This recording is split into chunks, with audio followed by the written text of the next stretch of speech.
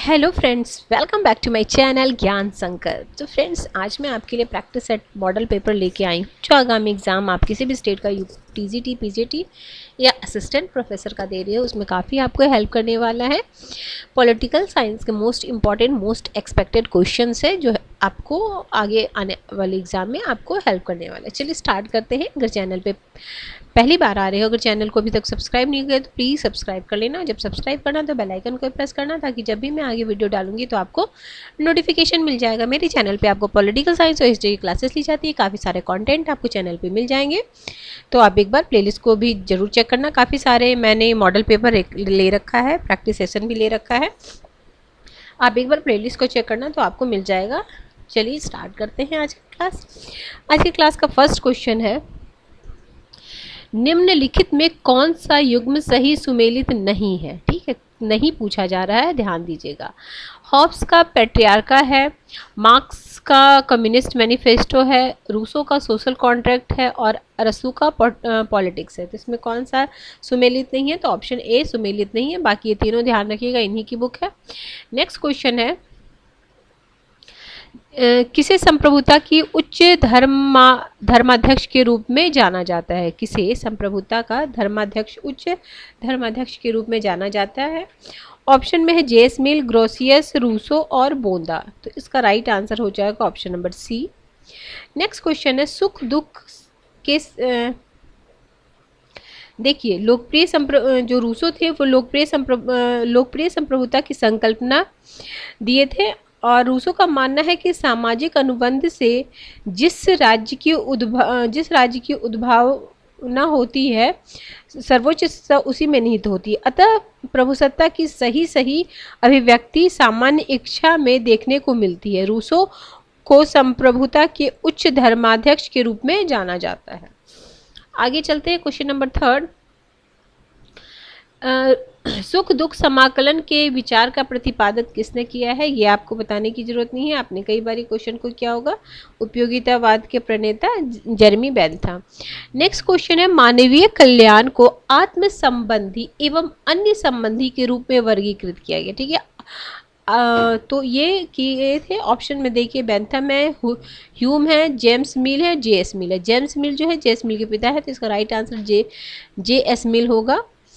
अगला है, फांसीवाद ने राज्य को माना है। तो फांसीवाद राज्य को कैसा मानता है? एक आवश्यक बुराई, ऑप्शन ए है। बी है विरोधी की असमाधेयता का परिणाम और अभिव्यक्ति। सी है व्यक्तियों पर एक निरंकुश शक्ति। डी है परिवार और गांवों का एक ऐसा संगठन जिसका उद्देश्यपूर्ण और आत्मनिर्भर होना। तो फांसीवाद राज्य को कैसा मानता है? तो ये मानता है वर्ग विरोध की असमाधेयता का परिणाम और अभिव्यक्ति। ऑप्शन नंबर फिफ्थ का option number B is the right answer. Question number 6, फांसीवाद अधिक महत्व प्रदान करता है किसको? ऑप्शन में है दल है, सेना है, नेता है और राष्ट्र है। तो वो सबसे ज़्यादा राष्ट्र पे बल देता है। अगला है, निम्नलिखित में से किसने फांसीवाद के सिद्धांत का वर्णन इस रूप में किया है कि वह समाजवाद का राष्ट्रवादी रूप है? ठीक है, तो ऐसे फांसीवाद को किसने किया है? तो ये क्या है, एल्फ्रेड रोका। Option number D is the right answer. तो एल्फ्रेड रोका ने फांसीवाद के सिद्धांत का वर्णन इस रूप में किया है कि वह समाजवाद का राष्ट्रवादी रूप है, जबकि फांसीवाद संकट में फंसे पूंजीवाद की विचारधारा होने के कारण समाजवाद का सख्त विरोधी है।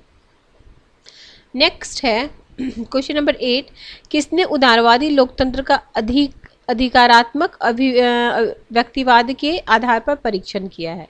फिर से मैं एक बार क्वेश्चन पूछती हूँ, किसने उदारवादी लोकतंत्र का अधिकारात्मक व्यक्तिवाद के आधार पर परीक्षण किया है? क्वेश्चन नंबर 8 का राइट आंसर हो जाएगा option number C B Macpherson. Question 9 है, आदर्शवाद आधारित है। ऑप्शन में है विवेक है, नैतिकता है, विधि की प्रधानता है, शांति की प्रधानता है। तो ये नैतिकता पे आधारित है आदर्शवाद। नेक्स्ट क्वेश्चन है, निम्न उदारवाद स्वतंत्रता के प्रति आसक्त है, यह किसने कहा था? ठीक है, कोटेशन ये बोले थे आपको Harold Laski. Option number C is the right answer. निम्नलिखित में से किसका उदारवाद से मेल नहीं है? बुर्जुआ राज्य है, प्रतिनिधि सरकार है, सीमित सरकार है, लोक कल्याणकारी राज्य है। तो किसका नहीं होगा? तो ये हो जाएगा आपका option number B is the right answer. Next question चलते हैं। क्वेश्चन नंबर 11 हो गया। क्वेश्चन नंबर 12 में क्या है? मैक्स वेबर, दुर्किम, पेरेटो को राजनीतिक शास्त्र के किस उपागम से जोड़ा जाता है? तो इनको जोड़ा जाता है समाजशास्त्रीय। ठीक है। नेक्स्ट क्वेश्चन है क्वेश्चन नंबर 13, निम्नलिखित में से फांसीवाद की विशेषता नहीं है। क्या नहीं है ये पूछ रहा है आपसे। तो ये अंतर्राष्ट्रीय कानून में पूरी निष्ठा करनी, ये राष्ट्रवाद को मानता है, अंतर्राष्ट्रीयवाद को नहीं। क्वेश्चन नंबर 14, निम्नलिखित में कौन आधुनिक व्यक्तिवाद का प्रणेता है? आधुनिक व्यक्तिवाद, ठीक है, ये भी कई बार क्वेश्चन आया हुआ है। तो ग्राहम बेल्स को आधुनिक व्यक्तिवाद। तो आप अगर शॉर्ट नोट्स ऐसे क्वेश्चन से बनाते हो तो इसमें आधुनिक व्यक्तिवाद करके ग्राहम बेल्स लिख लो, और जो क्वेश्चन नहीं आता उसको आप लिख सकते हो।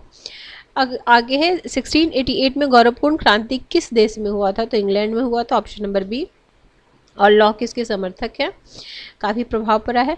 नेक्स्ट क्वेश्चन है संसदीय शासन प्रणाली में मंत्रिपरिषद के सदस्य सामूहिक रूप से उत्तरदायी होते हैं। तो संसदीय में कहाँ पे उत्तरदायी होते हैं? तो संसद के लोकप्रिय सदन यानी लोकसभा के प्रति।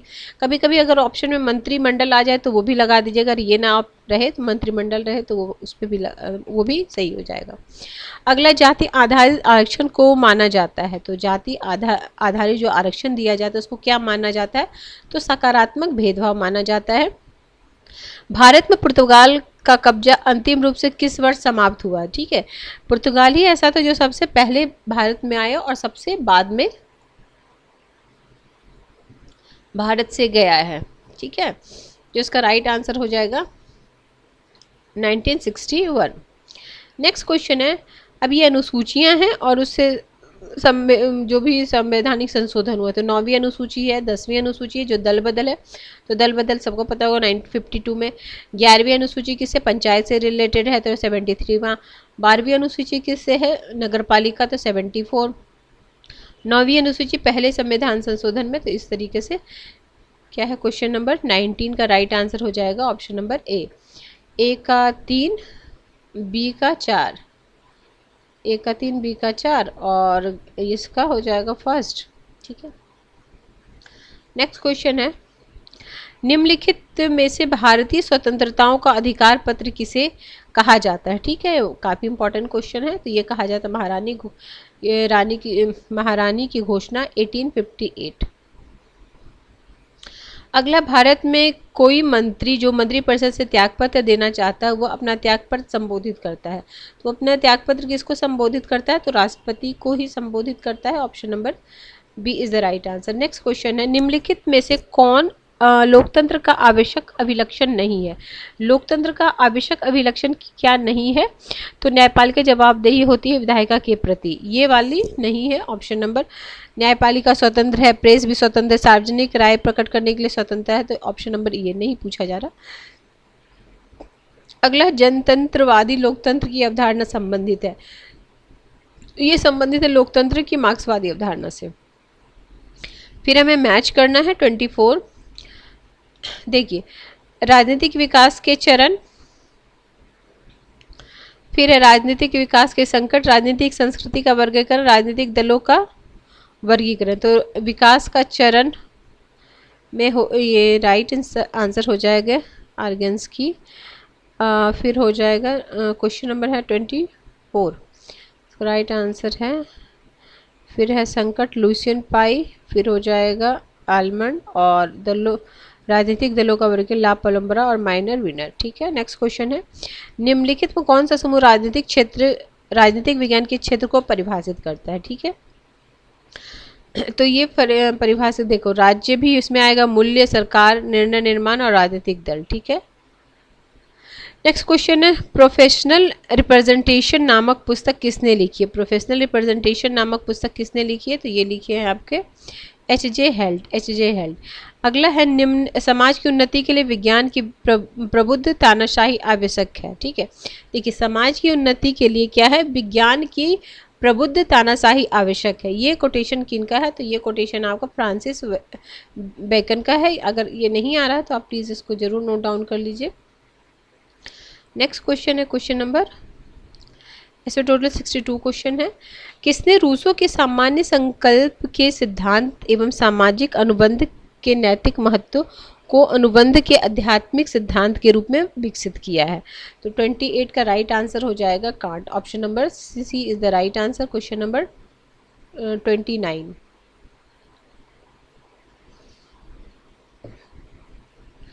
भारत का संविधान भारतीय संघ की कार्यपालिका शक्ति निम्नलिखित में से किसको प्रदान करती है? तो राष्ट्रपति। प्लेटो के परिवार एवं संपत्ति के साम्यवाद के सिद्धांत की व्युत्पत्ति मुख्यतः किसके अनुभव से हुई है? तो इसमें हो जाएगा आपको स्पार्टा। ऑप्शन नंबर इसमें हो जाएगा आपको केवल डी। ठीक है, अगला है निम्नलिखित में से किसने लोकतंत्र के शासन को आदर्श रूप में स्वीकार नहीं किया है? निम्न में से किसने लोकतंत्र के शासन को आदर्श रूप में स्वीकार नहीं किया है? हॉब्स। आगे जस्टिस अब जस्ट से निकला हुआ है। जस्ट किस भाषा से? ये काफ़ी एग्जाम में आपको कन्फ्यूजन को एक जगह जरूर नोट डाउन कर लीजिए, लैटिन भाषा से। अगला निम्नलिखित में से किसके अनुसार शक्तिशाली का हित ही न्याय है? शक्तिशाली का हित ही न्याय है, ये थ्रेसी मेकर का है। अगला है कानून संप्रभु की आज्ञा है, जॉन ऑस्टिन का है। Option number C. अगला है स्पीकर निर्णायक मत का प्रयोग कब करता है? जब मत समान हो, समान मत आने पे वो निर्णायक मत करता है। 35 का डी। अगला है अमेरिका में अमेरिका में बिल ऑफ राइट्स और अन्य बातों के साथ साथ निम्नलिखित कौन शामिल है? ठीक है, बिल ऑफ राइट्स, तो इसका जो 36 का हो जाएगा, इसमें सभा करने का अधिकार है, शस्त्र वहन करने का अधिकार, शीघ्रवाद सुनवाई का अधिकार है, अनुपयुक्त तस्करी के विरुद्ध सुरक्षा का अधिकार है। तो option A is the right answer. Next question है क्वेश्चन नंबर 37। निरंकुश संसद से क्या तात्पर्य? जब किसी भी दल को पूर्ण बहुमत न मिले तो उसी के कहते हैं सदन। किसी दल को बहुमत न मिलने पे ये त्रिशंकु संसद कहलाता है। अगला सर्वोच्च न्यायालय के अधिकार क्षेत्र को बढ़ाया जा सकता है। तो सर्वोच्च न्यायालय के अधिकार क्षेत्र को बढ़ाने के लिए क्या करना पड़ता है? तो सदन द्वारा बनाए गए कानून द्वारा ही इसके क्षेत्र को बढ़ाया जाता है। भारतीय संविधान में वर्णित विशिष्ट प्रावधानों के तहत अनुच्छेद 371 के अंतर्गत निम्नलिखित में से किस राज्य का वर्णन नहीं है? ठीक है, तो 371, तो इसका राइट आंसर हो जाएगा तमिलनाडु। बाकी इसका है। आगे है निम्नलिखित कथनों पर विचार कीजिए। संसद में बजट प्रस्तुत उपरांत लोक लेखा समिति द्वारा इसका परीक्षण किया जाता है। दूसरा है महानियंत्रक एवं लेखा परीक्षक के प्रतिवेदन की संस्तुति में प्रस्तुत के उपरांत लोक लेखा समिति द्वारा इसका गहन परीक्षण किया जाता है। तो इसका हो जाएगा केवल सेकंड वाला। Option number B is the right answer. Next question है जिस वित्तीय वर्ष भारत में शून्य आधारित बजट शुरू की गई थी वो कौन सा वित्तीय वर्ष था? तो वो था 87 से 88। Option number B. 41 का ऑप्शन बी। 42 केंद्रीय प्राक्कलन समिति में कुल कितने सदस्य होते? 30 सदस्य होते और 30 कहाँ के होते हैं? लोकसभा के होते हैं। ठीक है, नेक्स्ट क्वेश्चन है भारत के राष्ट्रपति द्वारा वित्त आयोग कितने वर्ष के लिए होता है? 5 वर्ष के लिए। और मैं यूथ पब्लिकेशन के एग्जाम पॉइंट से कंप्लीट इंडियन कॉन्स्टिट्यूशन का रिवीजन करा रखा है, आप एक बार चेक करना, प्लेलिस्ट में यूथ पब्लिकेशन करके लिखा होगा तो वो आप देख लेना, पूरे अच्छे से आपका कंप्लीट इंडियन कॉन्स्टिट्यूशन का रिवीजन हो जाएगा। PIL से जुड़े हुए हैं, कौन जुड़े हुए हैं? तो न्यायमूर्ति भगवती जुड़े हुए हैं। Option number A is the right answer. 45 Bharat में न्यायिक समीक्षा की शक्ति का उपभोग करता है। तो न्यायिक समीक्षा की शक्ति का उपभोग कौन करते हैं? तो यह है उच्च न्यायालय और सुप्रीम कोर्ट दोनों करता है। भारत में सर्वोच्च न्यायालय निम्नलिखित में से कार्य है, मतलब उसका क्या क्या कार्य है ये पूछा जा रहा है इस क्वेश्चन में। तो देखिए नागरिकों को मौलिक अधिकार की रक्षा करना है। न्यायिक पुनर्विलोकन का कार्य है। दंड व्यक्ति को क्षमा करना नहीं, ये है राज्य के बीच उत्पन्न विवाद। तो 1, 2 और 4, 1, 2 और 4, 46, 47, 47 क्या बोला जा रहा, 47 में है भारतीय संविधान के अधीन राष्ट्रपति की आपातकालीन शक्तियां गृहीत है। तो आपातकालीन जो हम लोग लिए हैं, कहाँ से लिए, तो जर्मनी के वाइमर संविधान से लिए। 47 का डी हो जाएगा। 48, संविधान की कौन सी धारा अनुसूचित जाति अनुसूचित जनजाति की सीटों के आरक्षण के बारे में बोलता है, तो वो कौन सी है, तो वो है आपका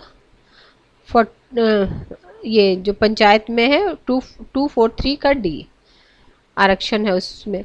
भारतीय संविधान के दोनों सदनों की संयुक्त बैठक कौन बुलाता है, ठीक है, दो चीजें है, बुलाता कौन है और अध्यक्षता कौन करता है। तो बुलाते राष्ट्रपति है और इसकी अध्यक्षता करता है लोकसभा का अध्यक्ष। और किस आर्टिकल के थ्रू संयुक्त अधिवेशन होता है, तो आर्टिकल 108।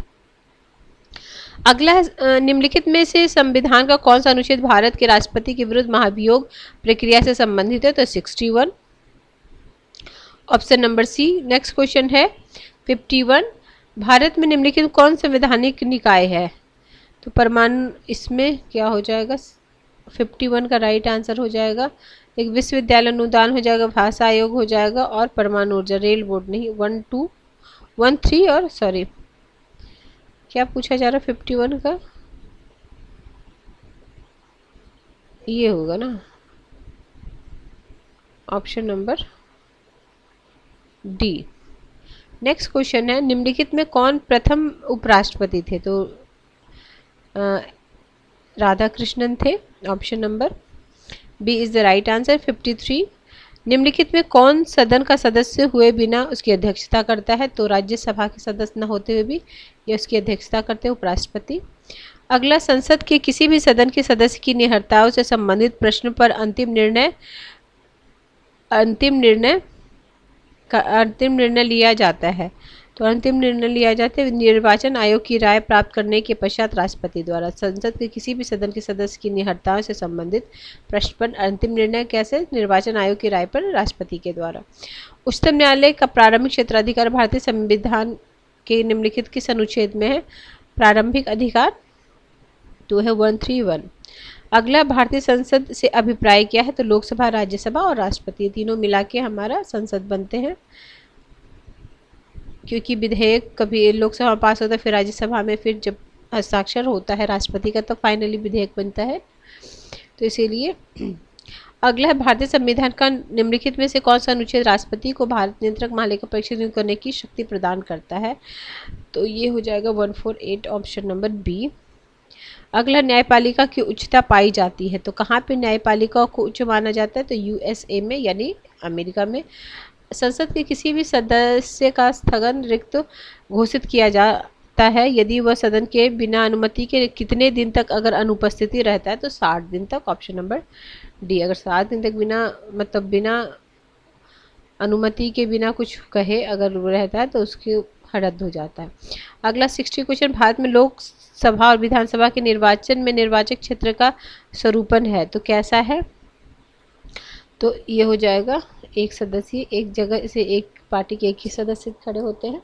अगला है, लोकसभा के अध्यक्ष के कर्तव्य के संबंध में कौन एक असत्य है, असत्य बोला जा रहा है, तो इसका राइट आंसर हो जाएगा अध्यक्ष संसदीय दलों की मान्यता संबंधी दिशा निर्देश तय करता है, ऑप्शन नंबर ए। 61 का ऑप्शन ए है। आज के क्लास का लास्ट क्वेश्चन है, संप्रभुता बहुलवादी सिद्धांत सर्वप्रथम किसके द्वारा प्रतिपादित की गई, तो संप्रभुता का जो बहुलवादी सिद्धांत है सर्वप्रथम किसके द्वारा, सर्वप्रथम पूछा जा रहा है इसलिए ध्यान रखिएगा, तो इसका राइट है वॉन गियर्स, option number B is the right answer. ठीक है फ्रेंड्स, आज हमने most important most expected 62 questions किए जो आगामी एग्जाम में आपको काफ़ी हेल्प करेगा। चलिए मिलते हैं हम नेक्स्ट वीडियो में। किसी वजह से चैनल हेल्प कर रहा प्रिपरेशन में, तो जरूर चैनल को सब्सक्राइब कर दीजिएगा, और जब सब्सक्राइब कीजिएगा तो बेल आइकन को प्रेस कीजिएगा ताकि जब भी मैं आगे वीडियो डालूंगी तो आपको नोटिफिकेशन मिल जाएगा। चलिए मिलते हैं हम नेक्स्ट वीडियो में। Till then bye bye, keep watching and keep sharing.